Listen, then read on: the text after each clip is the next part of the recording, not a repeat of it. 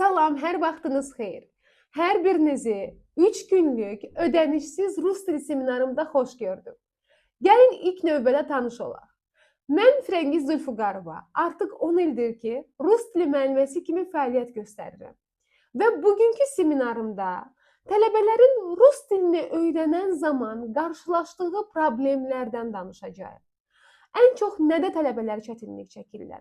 Öyrənən zaman hansı suallar onlarda yaranır? Hamısını bugün sizinlə ətraflı şəkildə müzakirə edəcəyik. İndi isə keçək suallarımıza. Bugünkü seminarımda ən vacib 5 mövzuya toxunacağıq. Rus dilini hansı metodla öyrənmək lazımdır? Danışıq dərsi hansı mərhələləri əhatə edir? Qrammatika vacibdirmi? Neçə müddətə nəticə əldə etmək olar? Və ən əsası, həvəs yox, disiplin önəmlidir. Başlayaq ən vacib mövzumuzdan rus dilini hansı metodla öyrənmək lazımdır? İlk növbədə onu qeyd etmək istəyirəm ki, hər işdə olduğu kimi dil öyrənən zaman da təməl çox vacibdir. Çünki əgər təməl düzgün qoyulmasa, bir müddətdən sonra görəcəksiniz ki, heç bir irəliləyiş yoxdur. Eyni yerdə dayanmısınız. Nə qədər cəhd etsəz də, çalışsaz da irəli gedə bilmirsiniz. Alınmır bu sizdən. Və siz də düşünürsünüz ki, problem sizdədir. Yəqin ki, siz bu dili götürə bilmirsiniz deyə sizdə alınmır. Amma əslində problem sadəcə metodikadadır. Sadəcə sizin təməliniz düzgün qoyulmayıb. Rus dilini öyrənən zaman sizə düzgün metodla başlamayıblar öyrətməyə. Ona görə də siz uzun müddət kursa getməyinizə baxmayaraq, müəllimlə məşğul olmağınıza baxmayaraq görürsünüz ki, heç bir nəticə əldə edə bilmirsiniz, heç bir irəliləyiş yoxdur. İlk nədən başlamaq lazımdır? Ümumiyyətlə, dil öyrənən zaman proqram çox vacibdir. Hər bir müəllimin, даже əgər siz müəllim yanına belə getmirsinizsə, özünüz evdə tək məşğul olursa, sizin özünüzün qurduğu bir proqram olmalıdır. Düzgün qurduğunuz bir proqram və həmin proqrama uyğun məşğul olmalısınız. Mən çox müəllim tanıyıram ki, burada məqsədim heç bir müəllimi pisləmək deyil.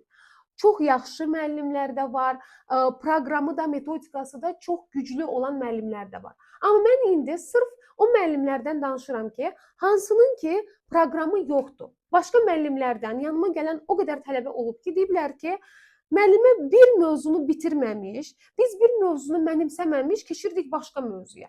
İsimdən başlayırdıq, ismi yarı yolda buraxıb keçirdik feillərə. Sonra tezdən qayıdırdıq isimlərə, sonra sifətlər, sonra əvəzliklər. Bütün mövzularda, bütün şəkillərdə hamısı beynimizdə qarışırdı. Çünki rus dili zaten şəkillər üzərində qurulan bir dildir. Və biz dana bilmərik bu faktı ki, rus dilini şəkillərlə öyrənmək lazımdır. Yəni, kim deyir ki, şəkilləri bilmədən də, qrammatikanı bilmədən də rus dilini danışmaq olar? Vallah, yəni mən əminliklə sizə deyə bilərəm ki, bu mümkünsüz olan bir şeydir. Məsələn, mənə tez-tez ingilis dilindən müqayisə edirlər ki, bəs necə olur, ingilis dilində heç şəkillər yoxdur, ingilis dilində danışmaq üçün heç qrammatikanı bilməyə ehtiyac yoxdur. Niyə biz rus dilində oturub şəkilləri, tam qoşmaları öyrənməliyik? Bəs məsələ də ondadır ki, ingilis dilində şəkillər yoxdur. Siz olmayan bir şeyi necə öyrənə bilərsiniz? Amma rus dilində şəkillər var. Və siz əgər səlis, qəşəng, rahat danışmaq istəyirsinizsə, komplekssiz. Sizi həmişə nə narahat edir? Kompleksdə şu qarşınızdakı insan sizə gülər. Siz əgər komplekssiz danışmaq istəyirsinizsə, siz mütləq bu şəkilləri bilməlisiniz. Və şəkillər də rus dilinin danışıq qrammatikasında az deyil. Demirəm çoxda, amma az da deyil. Və təbii ki, siz o şəkilləri əgər proqramsız öyrənsəz, yəni bir şəkilləri mənimsəməmiş keçsəz o birisi şəkillərə, конечно, sizin beyninizdə qarma-qarışıqlıq yaranacaq və siz deyəcəksiniz ki, bu nədir? Rus dilinin qrammatikası necə çətindir? Ümumiyyətlə, rus dili necə çətin dildir? Deməli, mənlik deyil bu dil. Yəqin mən bu dili götürə bilmirəm. Amma əgər strukturlu şəkildə proqramla, düzgün qurulmuş proqramla məşğul olursunuzsa, inanın ki, həm qısa bir müddətə, həm də yüksək nəticə ilə siz bu kursu tamamlayacaqsınız. İndi isə gəlin proqramın düzgün quruluşu haqqında danışaq. İlk növbədə təbii ki, siz söz bazasından başlamalısınız. Çünki söz bazanız minimal olsa, sizə çətin olacaq fərqli-fərqli mövzularda fikirlərinizi bildirmək. Ona görə nə edirik? İlk növbədə söz bazamızı artırırıq. Hansı sözlərdən başlayım deyirsinizsə, əgər sizin bazanız sıfırdırsa və ya lap minimaldırsa, çalışın daha asan tələffüz olunan, daha gündəlik həyatımızda tez-tez istifadə olunan sözlərdən başlayın. Çətin sözlərə qaçmayın. Çünki çətin sözlər həm çətin tələffüz olunur, həm də sizə çətin olacaq onlarla cümlələr qurmaq. Ona görə daha məsləhətlidir. İlk öncə qısa, yəni uzun sözlər olmasın, daha çox qısa sözlər olsun və ən əsası asan, dilə yatan sözlər olsun. Məsələn, karta, rabota, sumka bu sözlər həm daha tez dilə yatımlıdır, həm də eyni zamanda siz bu sözlərlə kiçik cümlələr və dialoqlar quraraq artıq danışığınızı inkişaf elətdirməyə başlayacaqsınız. Daha sonra keçirik danışıqda istifadə olunan qədər qaydalar öyrənməyə. Amma qaydaları əzbərləmək yox. Həmin qaydaları danışıqda cümlələrdə tətbiq etməyi öyrənirik. Yəni bizim məqsədimiz qaydanı əzbər bilmək yox, həmin o qaydanı danışıqda tətbiq etməyi bacarmaqdır. Və siz sözləri əzbərləyərək və yanında da danışıqda istifadə etdiyimiz qaydaları, şəkilləri öyrənərək, ikisini də birlikdə birləşdirib cümlələr quraraq həm sözləri cümlələrdə, danışıqda tətbiq etməyi, həm də eyni zamanda həmin sözləri düzgün formada, düzgün şəkillərlə istifadə etməyi öyrənirsiniz. Və bu şəkildə də məşğul olaraq siz bir müddətdən sonra görəcəksiniz ki, artıq tamamilə sərbəst şəkildə qramatını, komplekssiz cümlələr qura bilirsiniz. Və danışıq dərslərinin mərhələlərindən biri də zaten budur. İlk növbədə sərbəst şəkildə cümlə qurmağı bacarmaq, daha sonra da danışığa keçmək. Artıq danışıq dərslərinə qoşulmaq. Əgər siz cümlə qura bilmirsinizsə, cümlənin strukturunu, ümumiyyətlə quruluşundan xəbəriniz yoxdursa, siz danışıq dərslərini özünüzə necə təsvir edirsiniz? Yəni siz özünüz bundan əziyyət çəkəcəksiniz. Həm vaxtınız gedəcək, həm pulunuz gedəcək, amma ortada da heç nə olmayacaq. Amma strukturlu şəkildə məşğul olduğumuz zaman ilk növbədə cümlə quruluşunu öyrənirik, söz bazamızı artırırıq, daha sonra da keçirik danışığa. Və danışığa keçdiyimiz zaman da siz artıq görəcəksiniz ki, artıq 50, 60, 70% fikirlərinizi ifadə edə bilirsiniz. Və ondan sonra da sizə sadəcə danışıq, praktika lazım olacaq ki, bu əvvəl öyrəndiklərinizi daha da möhkəmləndirib, daha da yaxşı mənimsəyib, sərbəst şəkildə danışa biləsiniz. Və sizə məsləhətim odur ki, dil öyrənən zaman ilk növbədə fərqi yoxdur, siz müəllim yanına gedirsiniz və ya evdə özünüz tək məşğul olursunuz. Özünüz üçün bir proqram qurun. Mütləq sizin proqramınız olmalıdır. Proqramsız siz bir dili öyrənə bilməyəcəksiniz. İndi isə keçək növbəti mövzumuza. Növbəti mövzumuz danışıq dərsi hansı mərhələləri əhatə edir? Baxın, ən çox verilən suallardan biri, qrammatikanı bilmədən danışığa başlamaq olarmı? Mən əminliklə deyə bilərəm ki, xeyr. Siz rus dilini öyrənməyə başladığınız zaman ilk növbədə özünüz üçün qərar verməlisiniz ki, siz bu dili necə öyrənmək istəyirsiniz? Hansı səviyyədə necə danışmaq istəyirsiniz?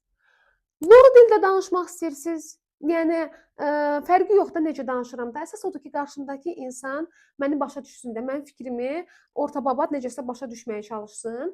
Ya da ki, mən özümdən əmin, qəşəng, komplekssiz, rahat şəkildə danışmaq istəyirəm.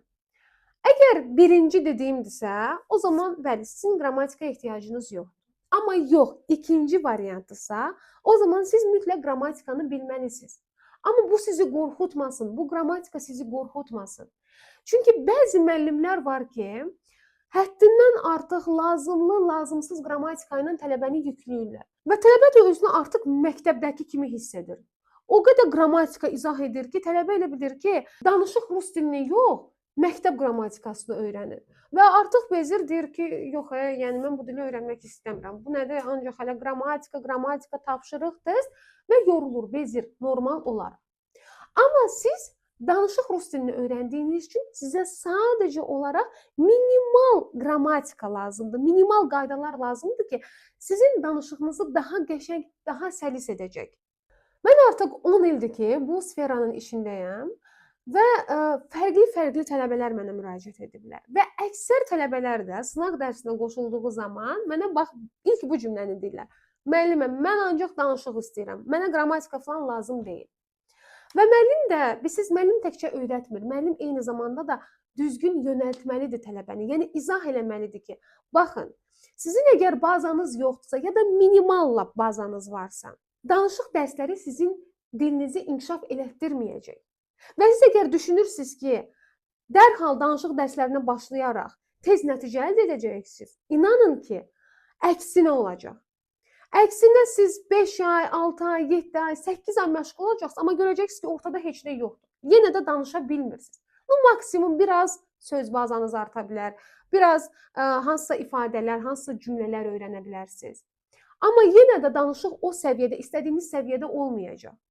İndi izah edəcəm niyə. Bayaqki mövzuda da qeyd elədiyim kimi, əgər proqram yoxdursa, proqramsız məşğul olursunuzsa, onun heç bir nəticəsi olmayacaq. Baxın, tutaq ki, sizin lap yaxşı da demək 0 baza, tutaq ki, lap minimal bazanız var. Məsələn, işte müəyyən qədər söz bilirsiniz, ifadə bilirsiniz və siz düşünürsünüz ki, bu minimal baza ilə mən danışıq dərslərinə qoşula bilərəm, sırazu danışığa başlaya bilərəm. Tələbə düşünür ki, müəllimin verdiyi suala mən 1-2 cümlə ilə cavab versəm, deməli, mənim bazam pis deyil, yaxşıdır. Və məsəl üçün, sizə indi belə bir sual verim də. Tutaq ki, mən sual verirəm tələbəyə ki, bəs как вы любите проводить ваши выходные? Siz həftə sonları necə keçirtməyi sevirsiniz?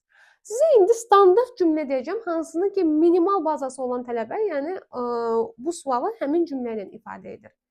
Я люблю читать книги, гулять в парке и смотреть film. Amma tələbəyə artıq həmin o verdiyi cavabdan başqa suallar yaradıb verəndə tələbə o cavab verə bilmir. Bax tutaq ki, məsələn, tələbə deyir ki, я люблю читать книги, düzdür? Başlayırsan indi fərqli-fərqli suallar verməyə ki, bəs hansı janrda kitablar oxumağı sevirsən? Məsələn, axırıncı hansı kitab oxumusan? Qısaca onun məzmunu haqqında danışa bilərsən mənə?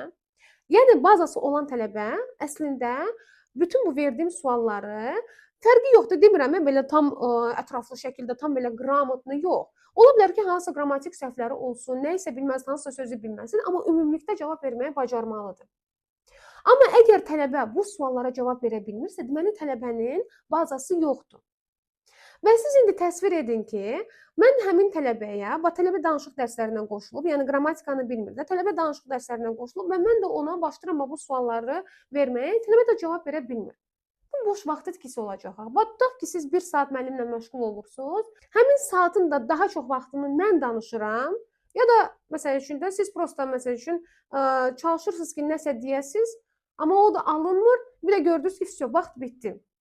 Sizin də görürsünüz, vaxtınız boşa getdi. Amma siz əgər başlasaz proqramla strukturlu şəkildə məşğul olmağa ilk növbədə, mən bu qaydanı öyrənim, bu qaydanı cümlələr quraraq daha yaxşı mənimsəyim, cümlə qurmağı bacarım, daha sonra rahat keçim danışığa. Onda siz daha tez nəticə əldə edəcəksiniz. Mən kimə deyirəm ki, siz 4-5 aya rus dilində çox qəşəng fikirlərinizi ifadə edə bilərsiniz. Bəziləri deyirlər ki, bəzi müəllimlər də olur, bəzi tələbələr də olur, deyirlər ki, bu mümkünsüz bir şeydir. Rus dili o qədər çətin dildir ki, necə bir insan 4-5 aya rus dilində danışa bilər? Biz adi o vaxtı rus dilini 11 il oxumuşuq. Necə ola bilər ki, bir tələbə Azərbaycan bölməsini bitirsin, sıfırdan gəlsin, 4-5 aya rus dilində danışsın? Amma başa düşmürlər ki, вот именно что biz məktəbdə oxumuşuq. Biz rus dilini hər tərəfli onun bütün dərinliklərini öyrənmişik. Çünki bu bizim məktəbdə ikinci ana dilimiz kimi sayılıb. Yəni bu bizə lazımdır. Biz imtahan vermişik, universitetə qəbul olduğumuz zaman bu fəndən imtahan vermişik. Amma siz axı danışıq dilini öyrənirsiniz. Siz neyinirsiniz axı o dərin qrammatikanı, o lazımsız istisnaları, lazımsız qaydaları siz neyinirsiniz? Əgər siz onları danışıqda tətbiq etməyəcəksinizsə. Danışığa keçmək üçün, istəyirsiniz ki, sərbəst şəkildə danışasınız da, sizə ən lazımlı olan mövzuları qeyd edirəm. Bu şəkilçilərdir. Şəkilçilər də bölünür. İsmin şəkilçiləri, sifətin şəkilçiləri və əvəzliklərin şəkilçiləri. İndi deyəcəksiniz ki, şəkilçilər bəyəm azdır ki, ismin, sifətin, əvəzliklərin şəkilçiləri. Sizə çox gələ bilər. Amma sizə deyim ki, sifətlə əvəzliklərin çəkilişlərini götürsək, ikisi də sifət də əvəzliklər də eyni formada, eyni qaydada hallanır. Elə bil siz sifətin hallanmasını, çəkilişlərini öyrəndiniz, heç əvəzliklərin çəkilişlərinə baxmağa ehtiyac yoxdur. Bilin ki, onlar da eyni formada hallanır. Mən öz tələbələrimlə o şəkildə məşğul oluram. Məsələn üçün, xalodnıy da soyuq deməkdir. Deyirəm ki, məsələn şu tələbənin özünə deyirəm də, xalodnıy necə hallanacaq? O mənə hallandırır. Deyirəm ki, indi mənə moy əvəzliyini hallandır. Всё. O yadına salır ki, aha, xalodnıy necə hallanırdı? Aha, deməli moy da o şəkildə hallanmalıdır. Görürsüz, o yeni bir şəkilçi öyrənmədi. İkisi də eyni formada hallanır da. Sizə bir dənə artıq lazım olan ismin çəkilişlərini öyrənmək lazım olacaq. Bəli, onlar biraz fərqli şəkildə hallanır. Onları da siz təkrarladıqca, praktika etdikcə, cümlələrdə istifadə etdikcə görəcəksiniz ki, onları da rahat yadda saxlaya bilirsiniz, rahat istifadə edə bilirsiniz. Sadəcə yenə də deyirəm, sizə həm düzgün metodika lazımdır, həm də davamlı şəkildə təkrar edib istifadə etmək lazımdır. Və təbii olaraq da feillərsiz mümkün deyil. Və inandırım sizə ki, mən bunu həmişə öz fərdi şəkildə məşğul olduğum tələbələrimə deyirəm də, özləri də sonra bundan əmin olurlar. Deyirəm ki, mənə kimsə deyəndə ki, feillər rus dilində çox çətin mövzudur, mən biraz belə çaşbaş qalıram da. Əgər biz məktəb qrammatikasından danışırıqsa, əminliklə deyə bilərəm ki, çox çətindir. Çünki o qədər istisnalar var, o qədər mövzular var, qaydaları var ki, yəni çətindir, həqiqətən də çətindir də. Amma mənə deyəndə ki, danışıq qrammatikasında rus dilində feillər çox çətindir, mənə biraz gülünc gəlir. Mən daha deyərdim ki, feillər mövzusu bu çəkilişlərdən qat-qat asandır. Hələ o feillərin keçmiş zamanı var, это просто легкотня. Yəni, bilirsiniz necədir? Именно что feillərin keçmiş zamanında orada konkret bir qayda yoxdur. Yəni, kimin necə rahatdır, elə də istifadə edir. Əsas o da orada şəkilçiləri, yenə də feillərin keçmiş zamanda şəkilçiləri vardı. Onun şəkilçiləri də vəbşə asandır. Yəni onu daha minimal bazası olan tələbə bile o şəkilçiləri bilir. Onları bildiniz, rahat istifadə edin. Yəni orada bir şəkil konkret qayda yoxdur. Yəni kimə necə rahatdır, onu da istifadə edir də. Yəni ona görə rus dilinin qrammatikasını şişirdəndə, deyəndə ki, belə çətindir, elə çətindir. Yəni nə bilim, bəlkə də həqiqətən də kiməsə çətin gəlir, amma mən həm öz metodikama güvənərək deyə bilərəm ki, mənimlə məşğul olan tələbələrim hələ feillərdə çətinlik çəkmir. Ümumiyyətlə rus dilinin qrammatikasında çətinlik çəkmir. Hətta daha deyə bilər ki, əvvəl bizə şəkilçilər elə çətin gəlirdi, amma sizlə məşğul olduqdan sonra gördük ki, oказывается, şəkilçilər həqiqətən də bəzi insanların abartdığı qədər deyilmiş. İndi isə keçirik ən əsas suala. Neçə müddətə nəticə əldə etmək olar? Baxın, mən artıq neçə ildir ki, bu işin içindəyəm və mindən çox yəqin ki, tələbələrim olub, yəni hələ minimal deyirəm. Əminliklə deyə bilərəm ki, mənimlə məşğul olduğum tələbələr 4-5 aya nəticə əldə edirlər. Çox yüksək, çox qəşəng nəticə əldə edirlər, amma həmişə bunu vurğulayıram. Bunu bütün tələbələrimə şamil etmirəm. Çünki bəzi tələbələr var ki, bilirsiniz, elə bilirlər ki, hər şey müəllimdən asılıdır. Yəni müəllimin metodikasından, müəllimin izah etməyindən asılıdır. Hətta bəzi tələbələr olur ki, sınaq dərsinə qoşulurlar, deyirlər ki, müəllimə siz tapşırıq verəcəksiniz, yəni mənim vaxtım yoxdur ya, nəsə öyrənməyə, hansısa tapşırıq həll etməyə, yerinə yetirməyə. Mən də belə qalıram ki, bəs siz necə öyrənmək istəyirsiniz onda? Çünki müəllim düzgün metodika qurur, düzgün proqram qurur, yönəldir tələbəni. Amma tələbə də müəllimin bütün dediklərini evdə özü işləməlidir.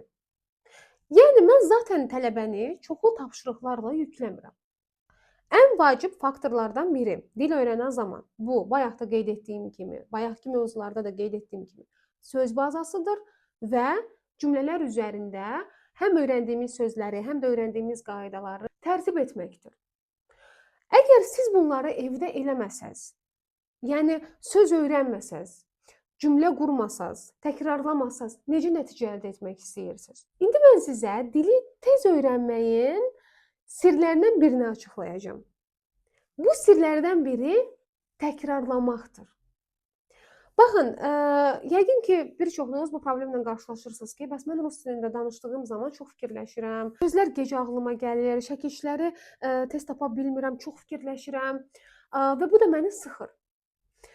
Baxın, əgər siz avtomatik şəkildə və tez rus dilində fikirləşmək istəyirsinizsə, siz ən azından hər gün 20 dəqiqə, ən maksimum yarım saat, çox yox, ən maksimum yarım saat hər gün təkrara vaxt ayırmalısınız. Mən öz dərslərimdə necə edirəm?